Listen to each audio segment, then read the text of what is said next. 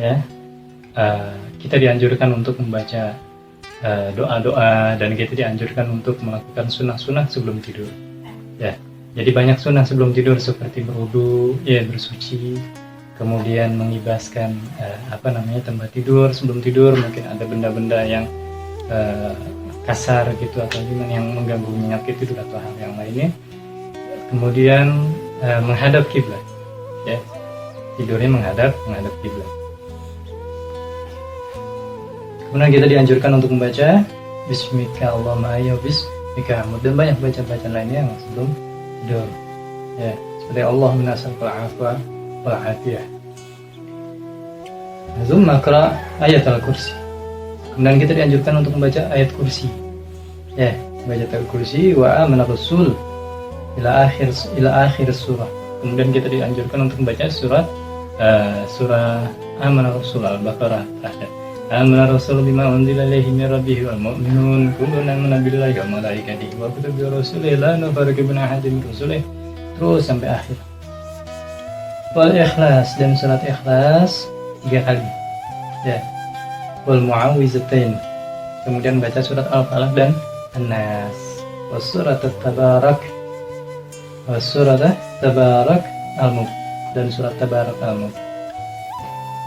Ya, di dalam kitab Bidatul Hidayah ini, Imam Ghazali mengajak kita untuk membaca surat ayat kursi, karena sudah ada kisahnya dulu di zaman Rasulullah SAW, ketika Rasulullah SAW memerintahkan kepada sahabat yang bernama Abu Hurairah radhiyallahu anhu untuk menjaga zakat mal. Kemudian ketika lagi menjaga zakat mal, ya, Abu Hurairah itu lagi fokus jaga zakat mal, tiba-tiba ada seorang yang mencuri zakat mal tersebut, ya. Kemudian dikejar sama Abu Hurairah, ditangkap. Terus ini orang berdalih alasan, wahai Tuhan, jangan tangkap saya belum makan. Wah, kasihan, emang para sahabat tuh orangnya punya gampang terhanyut, gampang kasihan. Akhirnya dibebasin. Paginya ketemu Rasulullah SAW, ya Abu Hurairah, tadi malam ada orang, iya, mencuri gini. Terus kau bebaskan? Iya Rasul, kenapa bebas? Kata dia belum makan, kasihan sayanya gitu. Tapi tetap zakat mal itu tetap diambil lagi oleh Abu Hurairah. Kata Rasul biasa, ntar malam dia datang lagi. Kata Rasulullah, ntar malam dia datang lagi. Kata Abu Hurairah, kalau benar ntar malam dia datang lagi, saya akan tangkap dia, nggak akan saya bebasin. Akhirnya pas di malam keduanya, ya, benar, itu pencuri datang lagi. Ketika Abu Hurairah lagi lengah, dicuri, dikejar lagi sama Abu Hurairah, ditangkap sama Abu Hurairah. Kali ini tidak akan kulepaskan. Ya Tuhan, tolong saya, jangan tangkap saya. Saya punya istri, punya anak belum makan, punya keluarga yang belum makan. Ya Allah, Abu Hurairah tuh kasihan, gampang kasihan. Akhirnya dia dibebasin lagi. Ya.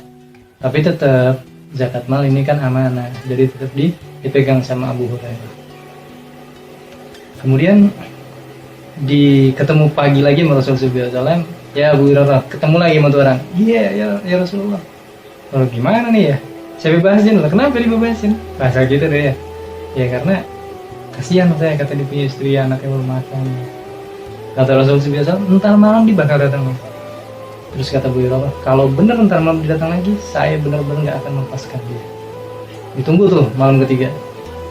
Dilihat kiri kanan belakang. Bener, datang lagi. Pas Abu Hurairah lagi lengah, dikejar sama Abu Hurairah. Ketika dia mau mencuri barang, ditangkap. Ketika ditangkap, dia berdalih lagi. Saya belum makan. Nggak ada alasan. Sekarang benar-benar saya tangkap. Mau alasan apapun, saya nggak akan mau lepaskan kau. Lepaskan saya akan memberikan kau satu ilmu yang mungkin kau tidak pernah yang mungkin kau belum tahu.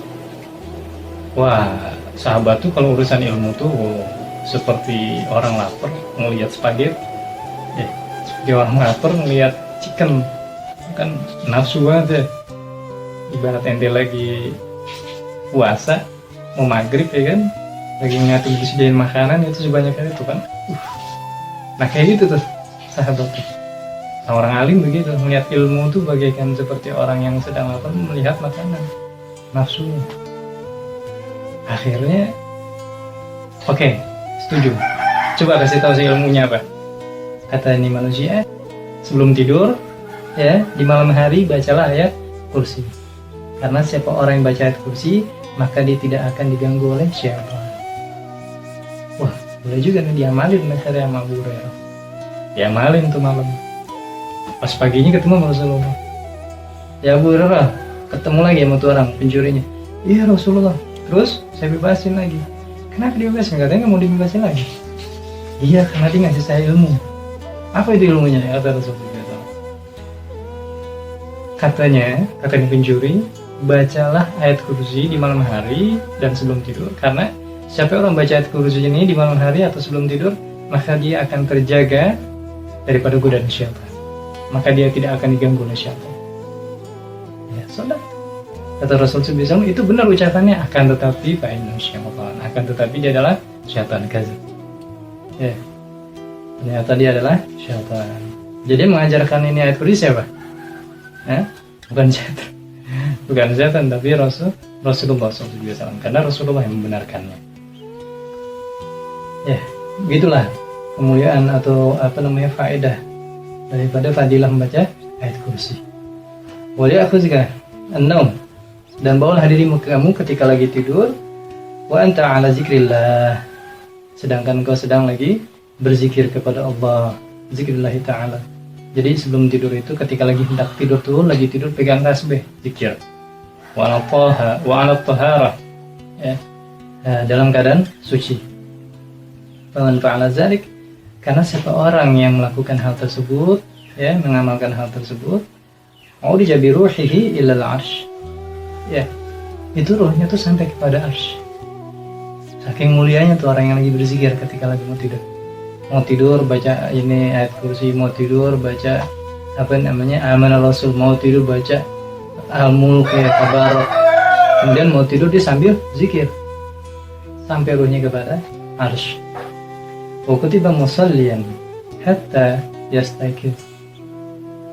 Dan dia itu dicatat. Orang yang tidur sambil zikir itu dicatat sebagai orang yang lagi zikir hatta sampai dia bangun. Ya, sampai dia bangun. Misalnya gini, antum tidur jam 8 ya, atau jam 9 lah. Santri mah tidur jam 10. Santri kecil itu. Kalau yang gede mah tidur itu jam 12. Santri kibar mah jam 12 aja tidurnya. Santri misalnya tidurnya, atau kita nih tidur jam 10, kemudian tidur tuh udah baca semuanya dalam keadaan wudhu, terus udah baca itu semuanya, terus pegang tasbih ya, atau digital tasbih sambil tidur tuh menghadap kiblat, tangan kanan di pipi, tangan kirinya sambil zikir, atau nggak megang tasbih tapi zikir aja terus, zikir, misalnya zikir la ilaha illallah, atau baca subhanallah bihamdihi subhanallahil azim astagfirullah, baca sholawat atau baca istighfar, zikir aja tuh. Terus tiba-tiba dia tidur beneran nih jam 10:30. Tidur beneran itu jam 10:30, benar-benar tidur jam 10:30. Nggak sadar tuh, berhenti kan misalnya berzikir, berhenti kan, karena udah tidur, nggak sadar. Tapi tetap dihitung sama Allah Subhanahu Wa Taala sebagai orang yang berzikir sampai dibangun. Masya Allah. Hakikatnya dia sedang berzikir sampai dibangun.